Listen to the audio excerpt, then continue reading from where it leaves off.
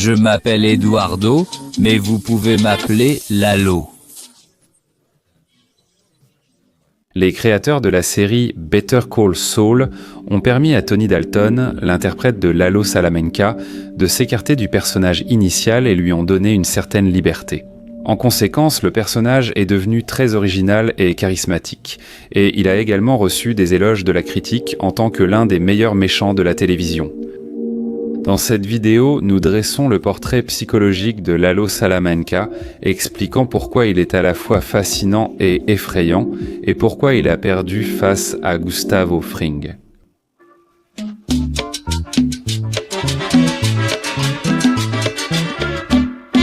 Eduardo Salamanca, alias Lalo ou Don Eduardo, est un membre influent du cartel et de la famille Salamanca. La famille Salamanca est une famille criminelle mexicaine liée au cartel, connue pour sa cruauté et sa dangerosité. Ils vivent selon la conviction que la famille, c'est tout, et croient à la loi du sang pour le sang. La famille, c'est le plus important. Son oncle, Héctor Salamanca, est l'un des fondateurs du cartel, et Lalo est l'un des rares membres du cartel à être appelé Don, ce qui témoigne de son statut élevé dans la hiérarchie du cartel et indique qu'il joue en fait le rôle de chef de la famille Salamanca. Après que Don Héctor ait été partiellement paralysé à la suite d'un accident vasculaire cérébral. Dans la série Breaking Bad, il y a des références à ce personnage. Vous vous souvenez quand Walter White et Jesse Pinkman kidnappent Jimmy McGill? À ce moment-là, Jimmy suppose que c'est Lalo qui les a envoyés. Les gars, je vous en prie, siempre, sol amigo, ce n'est pas Lalo qui vous a envoyé, pas Lalo? Ce qui surprend, c'est qu'en comprenant que ce n'est pas Lalo qui les a envoyés, il s'exclame. Qui, Dieu merci, quelle chance! Je pensais... Nouvelle référence, une photo sur le bureau d'Hector montre Don Héctor avec 2 enfants sur ses genoux. Ce sont apparemment Marc et Lionel Salamanca. Et ce garçon debout devant est très probablement le jeune Lalo. On peut le comprendre grâce à sa boucle de ceinture caractéristique. Lalo a aussi des cousins impliqués dans des activités criminelles.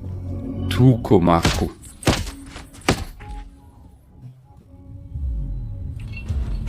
Et Lionel. Comme vous l'avez compris, c'est une sacrée famille. Lalo n'est peut-être pas le Salamanca le plus cruel, mais sans doute le plus intelligent et dangereux. Tout d'abord, il a un instinct incroyable. Il s'accroche toujours aux moindres détails pour découvrir la vérité. En se fiant à son instinct, il décide soudainement de ne pas aller au Mexique et de s'occuper de Fring.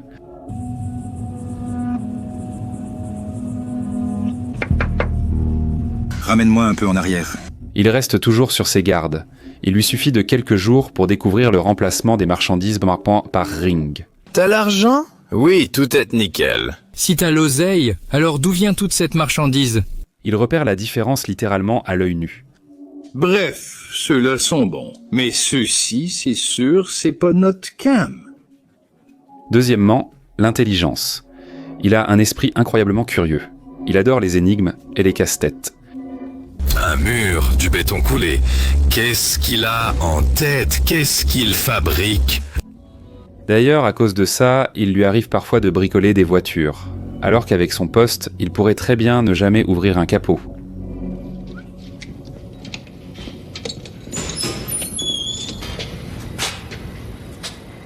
Lalo a une particularité rare liée au sommeil. Je dors peu, car la nuit seule me permet de réfléchir tranquillement. Mes meilleures idées viennent quand tout le monde dort. Troisièmement, sa forme physique et sa capacité à réussir dans des situations difficiles sont impressionnantes.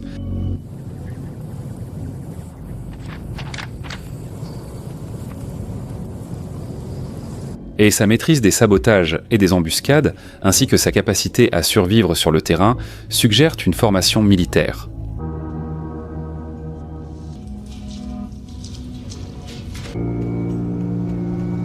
S'il n'y avait pas eu la confrontation avec Fring, Lalo aurait très bien pu devenir celui qui, à l'avenir, aurait renversé Don Eladio. Si Eladio construisait sa structure selon le principe que celui qui rapporte le plus d'argent obtient une promotion, Lalo, lui, sait trouver les talents chez les gens et s'entourer de telles personnes. Il parlait de Mike avec respect. Enchanté. J'ai beaucoup entendu parler de vous. Vraiment? Oui. Il ne ménageait pas ses éloges envers Nacho. Ignacio Varga, tu es génial. Et même chez Saul Goodman, il remarque un talent exceptionnel pour convaincre les gens. C'est uniquement ainsi qu'il sortira plus tard de prison. Tu veux devenir l'ami du cartel? Il est temps de changer de devise. Fais beaucoup d'argent. Lalo apprécie les professionnels. Et toi, tu assures, je te respecte? Oui. Compte tenu de tout ce qui précède, si je devais décrire Lalo en une seule phrase, je dirais qu'il a l'intelligence de Fring, les compétences de Mike Ehrmantraut et la condition physique de Nacho. Il est le membre le plus dangereux de la famille Salamanca.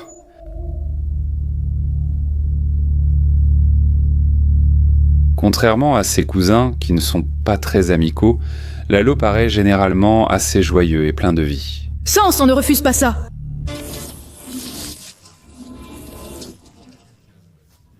Cependant, ne vous laissez pas tromper par cette gaieté et cette joie de vivre apparente. Derrière ce sourire se cache un tueur impitoyable et calculateur.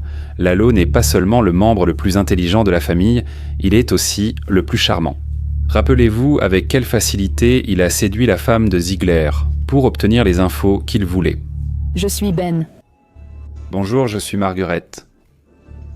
Ravi de vous rencontrer, Marguerite. C'est précisément ce charme et ce sourire, ce masque de convivialité derrière lequel se cachent intelligence, calcul et une cruauté sans compromis, qui rendent ce personnage si effrayant. Lalo est le méchant le plus charmant et donc le plus effrayant. Qu'est-ce que tu fais là? Bouge-toi, imbécile. Même dans les dernières secondes de sa vie, il continue de sourire.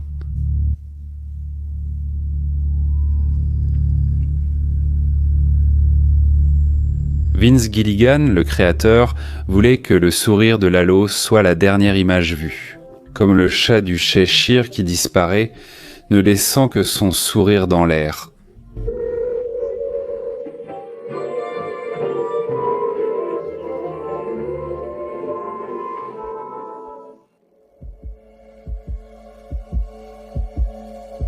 La majeure partie de l'intrigue de Lalo Salamanca concerne son affrontement avec Gustavo Fring. Au moment où Lalo apparaît, la situation est la suivante. Hector est en fauteuil roulant. Tuco purge une peine de prison. La famille Salamanca perd rapidement sa position au profit de Fring. Et pour rendre à la famille son influence au nord de la frontière à Albuquerque, c'est Lalo qui arrive. Il rencontre Fring et, comme on dit, il commence tout de suite avec ses atouts. D'abord la flatterie. Oui, je n'ai jamais goûté de poulet aussi délicieux de ma vie. Je suis un grand admirateur depuis de nombreuses années. Ensuite, il fait semblant d'être naïf. Puis-je voir le propriétaire? C'est moi. Vraiment, quelle chance j'ai! Et ensuite, il lui fait carrément passer un test, essayant de provoquer Fring à dire du mal de Don Eladio. Tu n'as jamais pensé que Don Eladio était un enfoiré calculateur? Il bronze et donne des ordres. Gustavo comprend tout et dit que tout lui convient. Je suis satisfait de la situation actuelle. Et Lalo, à ce moment-là, pense apparemment quelque chose comme « Ce Gustavo n'est certainement pas idiot ». Gustavo, de son côté, est finalement convaincu que Lalo est venu pour lui, et sa période de chance semble apparemment terminée. Lalo menace gravement son entreprise et sa vie. C'est justement Lalo Salamanca qui offre à Hector la célèbre sonnette, devenue un symbole d'Hector par la suite. Les souvenirs sont revenus tout de suite. Tu te souviens comment il sonnait dedans quand il appelait son portier, hein ?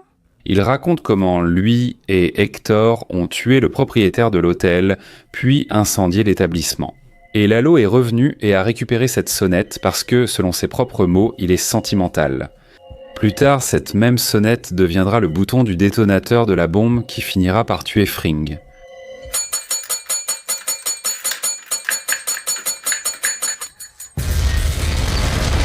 Lalo cherche des preuves contre Gustavo pour Don Eladio afin d'évincer Fring et gagner de la place pour sa famille. Fring, de son côté, essaie d'écarter Lalo du jeu. Lalo commence immédiatement à surveiller le bras droit de Fring, Mike Ehrmantraut.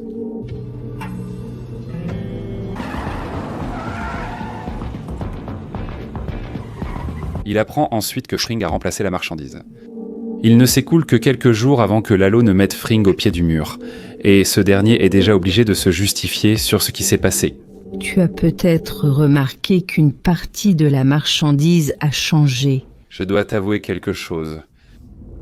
Il est difficile de dire de quel côté penche la balance ici. Fring est intelligent et très méticuleux.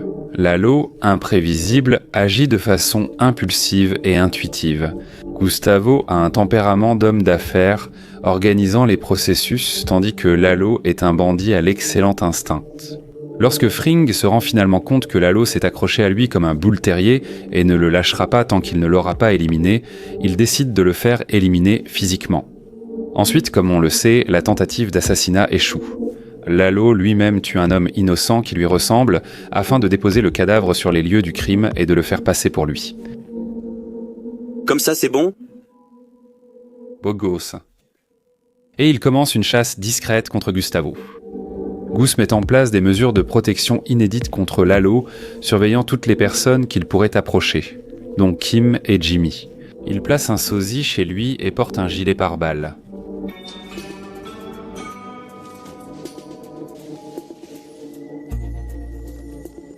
Il ne sait pas où Lalo va frapper, mais il sait qu'il y frappera forcément.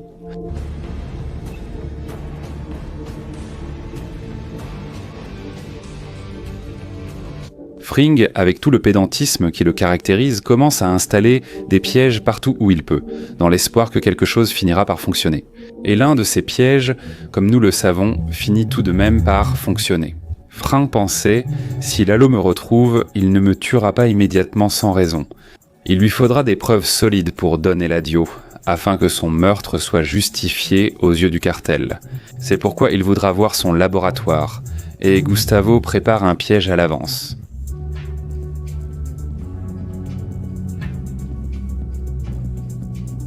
Il prépare un câble réseau pour couper soudainement la lumière.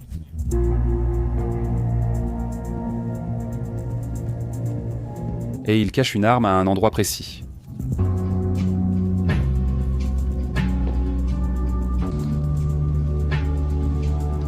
Nous connaissons tous le résultat. Lalo tombe dans le piège et Fring le tue.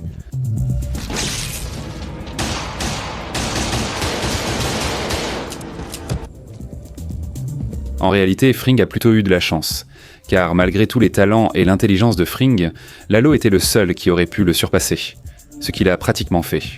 Fring n'a pas gagné grâce à son intelligence, car Lalo est tout aussi intelligent et perspicace. C'est plutôt grâce à la chance et à son extrême minutie. Qu'est-ce que ce personnage nous enseigne ? Si un jour tu décides que tu es au-dessus de la loi et des normes morales, à court terme, tu peux peut-être te retrouver au sommet de la chaîne alimentaire. Tôt ou tard, tu rencontreras quelqu'un qui, comme toi, n'est pas limité par les normes morales. Cette personne peut paraître plus forte ou plus intelligente que toi. À chaque Lalo correspond un Gustavo. Et à chaque Gustavo correspond un Heisenberg.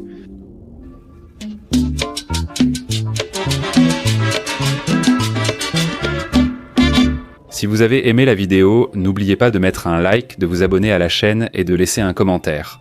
Je rappelle qu'il y a sur la chaîne des analyses de presque tous les personnages de Better Call Saul et The Breaking Bad. On trouve aussi des analyses d'autres séries, comme Les Sopranos, The Boys, ainsi que des portraits de méchants et de personnages atteints de troubles mentaux.